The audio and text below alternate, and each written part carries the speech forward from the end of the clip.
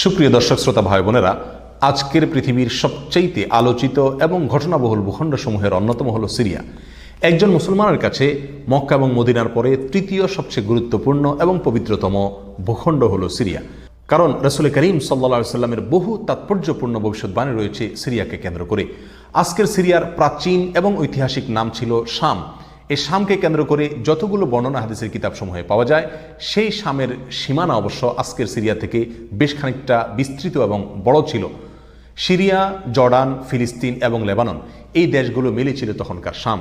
অবশ্য তখনকার শামের সবচেয়ে প্রধান এবং বড় অংশ যেহেতু আজকের সিরিয়ায়, সেই জন্য সিরিয়াকেই সাধারণত শাম বলা হয়। শাম বা সিরিয়ার প্রধান এবং অন্যতম বৈশিষ্ট্য হলো যুগে যুগে আল্লাহ সুবহানাহু ওয়া তাআলার পক্ষ থেকে বিভিন্ন নবী রাসূল যে সারা পৃথিবীতে এসেছেন, তাদের সবচেয়ে বড় অংশ এবং সবচেয়ে বেশি সংখ্যক নবী রাসূল এসেছেন এই শাম বা সিরিয়া।